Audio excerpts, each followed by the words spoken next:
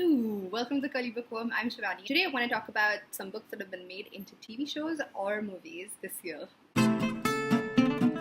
Okay, so the first one I want to talk about is my very favorite book ever, which is Anne of Green Gables. This has been made into a TV series by Netflix. It's a very different interpretation of the story of Anne of Green Gables. I definitely think that you should read the book. This is about a little girl who is an orphan who gets adopted by a brother and a sister who want help on the farm. It is set in the early 1900s, if I'm not wrong.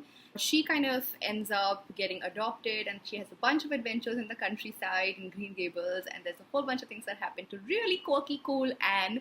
And that's what happens in the book. That's not necessarily how it plays out in the series, but it's a good series because they've shot it so damn well. The production quality is insanely beautiful. So even if the story has been changed, it's a good one to watch. It's kind of darker, and that's really the interpretation of the story. So watch that if you feel like you're interested in a different interpretation of Anne of Green Gables.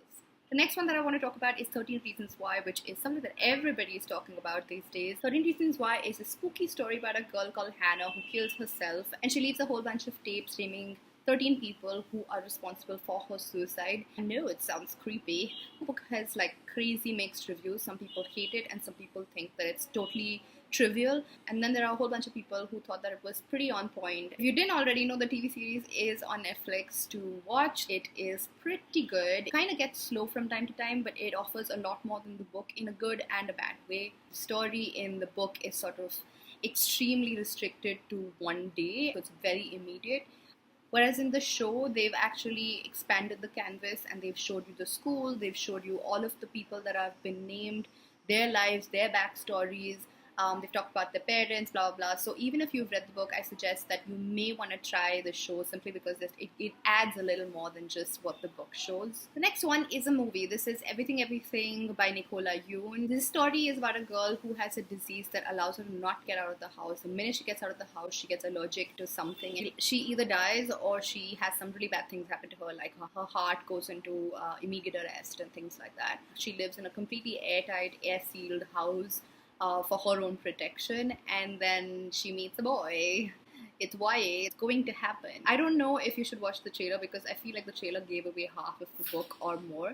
But it's a great story. Read it, watch it. The next one that I want to talk about is Big Little Lies. This book was given to me by my best friend. I enjoyed this book and I really enjoyed the series as well. It's been converted into a TV series by HBO. It's super short and it's super quick and it's super fun. If you had to have me pick, I would actually watch the series over reading the book. That's a kind of a rarity for me. I feel like in general these days TV shows and movies are getting so much better at adaptations, and I feel like this is a good video to make and put up right now. Another one that has come out, which I have not seen because I haven't read the book, is The Handmaid's Tale by Margaret Atwood. This has been taken up by Hulu and they've already put it up, if I'm not wrong, but I can't watch it because I desperately want to read the book before I actually get to the series, but I hear some really good things. Let me know if you've watched it. The next section has a bunch of stuff that I'm super excited about because they're just going to come out in the latter part of the year. They've been commissioned and/or on their way. The first one is obviously Game of Thrones because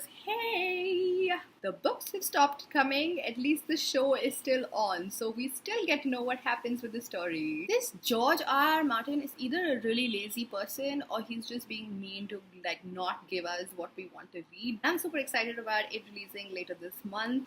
Though I've heard there are only 6 episodes, which just breaks my heart. I mean, why would you do that, HBO? The next one I want to talk about is Illumini, which is a sci-fi book based on, a dystopian world 500 years in the future. It is a great book, and some little bodies have told me that it's going to be made into a movie next year, which is really, really exciting. I think Brad Pitt or somebody like that has picked it up. The next one I want to talk about is A Nightingale, which is a book that I talked about in my wrap-up recently. This is a story that is set during World War II, and it has 2 girls who are sisters who are completely and totally different. One is a total revolutionary and the other one is a homebody. This story is really beautiful. It's complex. It has, relationship dynamics. It has a great plot, has a great pace. What I really like about it most is that at the end of it, it's just a really good story. And I hear that they're turning it into a movie next year. So woohoo! The other one that I'm super excited about is The Throne of Glass, which I hear is being called the Queen of Shadows. And it's been picked up by Hulu to make into a TV series, which I'm super excited about because if, again, you've been following my channel, you know that I love the Throne of Glass series. If you don't know anything about it yet, Throne of Glass is about an assassin. It's a fantasy story about an assassin whose name is Selena, who basically takes a job offer from the king to do all his bad work, but then in the end ends up facing off with the king himself. Some of the female characters in this series are so badass. I cannot wait to see them translated to TV because, oh my gosh, they're gonna kick everybody's ass on television. I hope so. I really hope so. Hulu, please don't let me down. And that's it. That's all I want to talk about today. I wanted to give you a glimpse into all of the stuff that's getting made.